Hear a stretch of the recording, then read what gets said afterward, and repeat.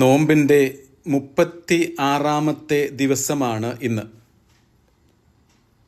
വലിയ ആഴ്ചയിലേക്ക് കടക്കുവാൻ ഏതാനും ദിവസങ്ങൾ മാത്രം ആണ് മിച്ചമുള്ളത്.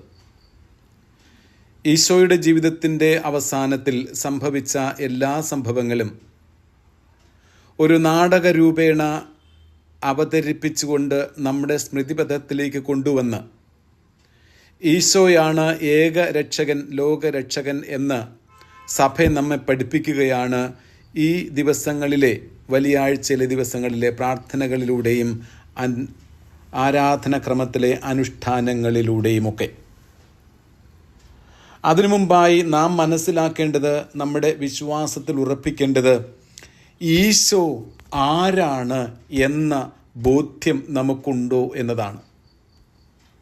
ബെത്ലഹേമിലെ കാലിത്തൊഴുത്തിൽ ഈശോ പിറന്നപ്പോൾ മാലാഖമാർ ആട്ടിടയരെ അറിയിച്ചത് ഇങ്ങനെയാണ്: നിങ്ങൾക്കായി ഒരു രക്ഷകൻ, കർത്താവായ ഈശോ ജനിച്ചിരിക്കുന്നു എന്നാണ്. ലൂക്കായുടെ സുവിശേഷം 2-ാം അധ്യായം 11-ാമത്തെ വാക്യത്തിൽ നാം വായിക്കുന്നത് ഇങ്ങനെയാണ്: ഈശോ താൻ ജനിച്ച സ്ഥലത്ത് വന്ന് അവർക്ക് വേണ്ടിയിട്ട് വിശുദ്ധ ഗ്രന്ഥം വ്യാഖ്യാനിച്ചു കൊടുത്തപ്പോൾ അവരോട് പറഞ്ഞതും ഏശയ്യാ പ്രവാചകന്റെ പ്രവചന പുസ്തകം 61-ാമത്തെ അധ്യായം അവിടുന്ന് എടുത്ത് വായിച്ചുകൊണ്ട് പറഞ്ഞത് താൻ എന്തിനായിട്ട് ഇവിടെ വന്നിരിക്കുന്നു എന്നതാണ്. ദരിദ്രരെ സുവിശേഷം അറിയിക്കാൻ അവിടുന്ന് അഭിഷേകം ചെയ്തിരിക്കുന്നുവെന്ന്, ബന്ധിതർക്ക് മോചനം നൽകാൻ, അന്ധർക്ക് കാഴ്ച നൽകാൻ, അടിച്ചമർത്തപ്പെട്ടവർക്ക് സ്വാതന്ത്ര്യം നൽകുവാനായിട്ട്. അതായത് ഈശോ ഈ ലോകത്തിലേക്ക് വന്നത് യഥാർത്ഥത്തിൽ നമുക്ക് പൂർണ്ണമായ രക്ഷ നമുക്ക് നൽകുവാനായിട്ടാണ്. അവിടുന്ന് തൻ്റെ പ്രബോധനങ്ങളിലൂടെ, രോഗസൗഖ്യ ശുശ്രൂഷകളിലൂടെ, പാപമോചന പ്രവർത്തനങ്ങളിലൂടെ, അവിടുന്ന് പാപികളും ചുങ്കക്കാരുമൊത്തുള്ള ഭോജനത്തിലൂടെ, അവരോടുള്ള സംവാദത്തിലൂടെ, അവസാനമായ ഇവിടുത്തെ കുരിശുമരണത്തിലൂടെ മാനവകുലത്തിന് അവിടുന്ന് രക്ഷ നൽകുകയാണ് ചെയ്തത്. എല്ലാ തരത്തിലുമുള്ള സമഗ്രമായ രക്ഷ. ഇതേക്കുറിച്ച് ജർമ്മൻ ദൈവശാസ്ത്രജ്ഞനായ ഏർൺസ്റ്റ് കെയ്സ്മാൻ എന്ന ദൈവശാസ്ത്രജ്ഞൻ ഇങ്ങനെ പറയുന്നു: ഈശോ നമുക്ക് നൽകിയത് 11 തരത്തിലുള്ള വിമോചനമാണ്. പാപത്തിൽ നിന്നുള്ള മോചനം, രോഗത്തിൽ നിന്നുള്ള മോചനം, സാമൂഹിക ഭ്രഷ്ടിൽ നിന്നുള്ള മോചനം, ദുഃഖത്തിൽ നിന്നുള്ള മോചനം, നിയമത്തിൻ്റെ കെട്ടുകളിൽ നിന്നുള്ള മോചനം, മരണത്തിൽ നിന്ന് ഉയർപ്പിലേക്കുള്ള മോചനം, നമ്മെ അടിമപ്പെടുത്തുന്ന സംവിധാനങ്ങളിൽ നിന്നുള്ള മോചനം, പൈശാചിക ശക്തികളുടെ സ്വാധീനത്തിൽ നിന്നുള്ള മോചനം, ബാഹ്യാനുഷ്ഠാനങ്ങളുടെ ബന്ധനത്തിൽ നിന്നുള്ള മോചനം, മാനസിക തകർച്ചയിൽ നിന്നുള്ള മോചനം, ലോക വസ്തുക്കളോടും പണത്തോടും അനിയന്ത്രിതമായ ബന്ധങ്ങളും നിന്നുള്ള മോചനം. ഇങ്ങനെ 11 തരത്തിലുള്ള മോചനത്തെക്കുറിച്ചാണ് അവിടുന്ന് ഈ ദൈവശാസ്ത്രജ്ഞൻ ഈശോയുടെ പ്രവർത്തനത്തെക്കുറിച്ച് പറയുന്നത്. ഈശോ ഈ ലോകത്തിലേക്ക് വന്നത് എല്ലാവരെയും രക്ഷിക്കുവാനായിട്ടാണ്. ഈ 11 വിമോചനം നടത്തുമ്പോഴും അതിലേറ്റവും പ്രധാനപ്പെട്ടത് പാപത്തിൽ നിന്നുള്ള മോചനമാണ്. വിശുദ്ധ പൗലോസ്ലീഹ ഗലാത്യർക്കും റോമാക്കാർക്കും എഴുതുന്ന ലേഖനത്തിൽ ഈശോയുടെ വിമോചന ദൗത്യം 3 കാര്യങ്ങളിലായിട്ട് ചുരുക്കി എഴുതുന്നു: പാപത്തിൽ നിന്നുള്ള മോചനം, നിയമത്തിൽ നിന്നുള്ള മോചനം, മരണത്തിൽ നിന്നുള്ള മോചനം. അതുകൊണ്ടാണ് യോഹന്നാന്റെ സുവിശേഷം 1-ാമത്തെ അധ്യായം 29-ാം വാക്യത്തിൽ സ്നാപകൻ ഈശോയെ ചൂണ്ടിക്കാണിച്ചുകൊണ്ട് പറയുന്നത്, ലോകത്തിൻ്റെ പാപങ്ങൾ നീക്കാനുള്ള ദൈവത്തിൻ്റെ കുഞ്ഞാടാണ് ആ വരുന്നത് എന്ന്. ഏറ്റവും പ്രധാനപ്പെട്ടത് പാപത്തിൽ നിന്നുള്ള മോചനമാണ്. അതുകൊണ്ട് തന്നെയാണ് ഈശോ പറഞ്ഞത്, അനേകരുടെ മോചനദ്രവ്യമായി സ്വജീവൻ അർപ്പിക്കാനായിട്ടാണ് ഞാൻ വന്നിരിക്കുന്നത്. മർക്കോസിൻ്റെ സുവിശേഷം 10-ാം അധ്യായം 45-ാമത്തെ വാക്യത്തിൽ ഈശോ പറയുന്നു. അതുപോലെ തന്നെ ഈശോ തൻ്റെ അന്ത്യ പെസഹാ ദിനത്തിൽ ബലിയർപ്പണത്തിൻ്റെ കാൽവരിയിലെ കുരിശിലെ ബലിയർപ്പണത്തിൻ്റെ തലേ ദിവസം സഹീനൂട്ടുചാലയിൽ വെച്ച് അവിടുന്ന് പരിശുദ്ധ കുർബാന സ്ഥാപിച്ചുകൊണ്ട് ഇങ്ങനെ പറഞ്ഞു: ഇത് പാപമോചനത്തിനായി അനേകർക്കു വേണ്ടി ചിന്തപ്പെടുന്നതായ പുതിയ ഉടമ്പടിയുടെ രക്തമാണ് ഇത് എന്ന്. അതായത് ഈശോ തൻ്റെ ജീവനും രക്തവും ചിന്തി നമുക്ക് വേണ്ടി പാപത്തിൽ നിന്നുള്ള മോചനം ലഭ്യമാക്കി നമുക്കങ്ങനെ പാപരഹിതമായ ജീവിതത്തിലേക്കുള്ള വഴി അവിടുന്ന് തന്നെ തൻ്റെ ജീവിതം കൊണ്ട് കാണിച്ചു തരികയായിരുന്നു.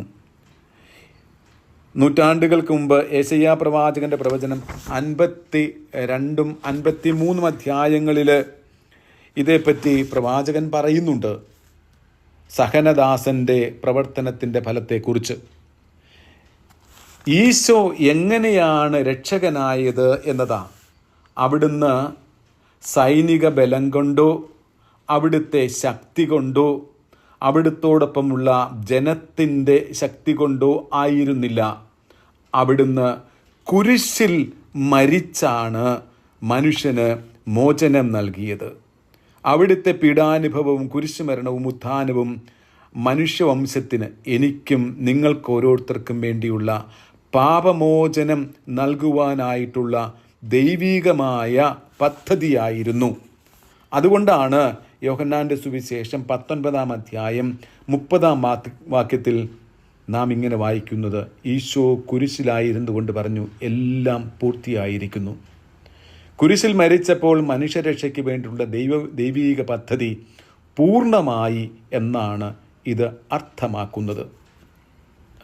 പത്രോസ് ലീഹ തൻ്റെ 1 ലേഖനം 2 അധ്യായം 24 വാക്യത്തിൽ ഇങ്ങനെ പറയുന്നു: അവൻ നമ്മുടെ പാപങ്ങൾ സ്വന്തം ശരീരത്തിൽ വഹിച്ചുകൊണ്ട് കുരിശിലേറി. അത് നാം പാപത്തിന് മരിച്ച് നീതിക്കായി ജീവിക്കേണ്ടതിനാണ്. അവൻ്റെ മുറിവിനാൽ നിങ്ങൾ സൗഖ്യമുള്ളവരായിരിക്കുന്നു. വീണ്ടും യോഹന്നാൻ്റെ ലേഖനം 1 ലേഖനം 1 അധ്യായം 7 വാക്യത്തിൽ ഇങ്ങനെ പറയുന്നു: അവിടുത്തെ പുത്രനായ ഈശോയുടെ രക്തം എല്ലാ പാപങ്ങളിൽ നിന്നും നമ്മെ ശുദ്ധീകരിച്ചിരിക്കുന്നു. ഇത്ര ഉറപ്പുള്ള വാക്യം നമുക്ക് എവിടുന്നാണ് കിട്ടുക? ഇത് നമുക്ക് മനസ്സിലാകുന്നത് കുരിശിലെ അവിടുത്തെ ബലിയിൽ നിന്നാണ്. അവിടുന്ന് പറഞ്ഞു, ഞാൻ വന്നിരിക്കുന്നത് ലോകത്തെ വിധിക്കാനല്ല, രക്ഷിക്കാനാണ്. അതായത് ഞാൻ രക്ഷകനാണ്, ഞാൻ നാഥനാണ്. രക്ഷ സാധിക്കുന്നത് കുരിശിലൂടെയാണ്. ഈ ഒരു വിശ്വാസത്തിൻ്റെ ആഴത്തിലെത്താൻ ഈ ദിവസങ്ങളിലെ പ്രാർത്ഥനകൾ, നമ്മുടെ ജീവിതചര്യകൾ, നമ്മുടെ പ്രാർത്ഥനകളൊക്കെ നമ്മെ സഹായിക്കണം. ഈശോ ഏക രക്ഷകനാണ്. മറ്റൊരു രക്ഷകനും ഈ ലോകത്തിലില്ല, ഉണ്ടാകുകയും ഇല്ല. രക്ഷകൻ്റെ പാദാന്തികത്തിലേക്ക് നമുക്ക് നടന്നെടുക്കാം. അത് കുരിശിൻ്റെ സംവിധാനത്തിലേക്കുള്ള നടന്നെടുക്കലാണ്. രക്ഷ ഈശോ സാധിച്ചത് കുരിശിലെ ബലിയിലൂടെയാണ്. ഈശോയുടെ കുരിശിനരികിൽ നിന്നുകൊണ്ട് നമുക്കും ഉച്ചത്തിൽ വിളിച്ചു പറയാൻ സാധിക്കണം, നീ യഥാർത്ഥത്തിൽ രക്ഷകനാണെന്ന്. യഥാർത്ഥത്തിൽ അവനെ എതിർത്ത് വെറുത്ത് ശിക്ഷിക്കാനൊരുങ്ങി ഒരുപക്ഷെ ദണ്ഡനമേൽപ്പിക്കുകയും ചെയ്ത ശതാധിപനാണ് അവസാനം വിളിച്ചു പറഞ്ഞത്, നീ അല്ലെങ്കിൽ ഇവൻ ദൈവപുത്രനായിരുന്നു എന്ന്. മർക്കോസിൻ്റെ സുവിശേഷം 15 അധ്യായം 39 വാക്യത്തിൽ നാം വായിക്കുന്നു, ഇവൻ സത്യമായും ദൈവപുത്രനായിരുന്നുവെന്ന്. ദൈവപുത്രന് മാത്രമേ ലോകത്തെ രക്ഷിക്കാനാവുകയുള്ളൂ. കുരിശിൻ്റെ ചുവട്ടിലിരുന്ന് നമുക്കിത് ഉച്ചത്തിൽ ഘോഷിക്കാം, നീ യഥാർത്ഥത്തിൽ ദൈവപുത്രനാണ്. ആരും നശിക്കാതിരിക്കണം എന്നതാണ് അവിടുന്ന് ആഗ്രഹിക്കുന്നത്. കാരണം അവിടുന്ന് രക്ഷകനാണല്ലോ. ലോകം മുഴുവനെയും നമുക്ക് അവിടുത്തെ തിരുമുമ്പിൽ സമർപ്പിക്കാം. വേദനയുടെ നിമിഷങ്ങളിൽ ആകുലർക്കും രോഗികൾക്കും വേണ്ടി നമുക്ക് പ്രാർത്ഥിക്കാം. ഈശോ രക്ഷകനാണെന്ന് ഹൃദയത്തിൽ വിശ്വസിച്ച് അധരങ്ങൾ കൊണ്ട് ഉച്ചത്തിൽ ഏറ്റുപറഞ്ഞ് ആഴത്തിലുള്ള വിശ്വാസത്തിൽ നമുക്ക് വലിയ ആഴ്ചയിലേക്ക് ഒരുങ്ങാം. നമ്മുടെ ഹൃദയത്തിൽ ഒരു മന്ത്രം പോലെ നമുക്ക് ഉച്ചരിച്ചു കൊണ്ടിരിക്കാം. കർത്താവേ, നീ എൻ്റെ രക്ഷകനാണ്, നീ ലോക രക്ഷകനാണ്.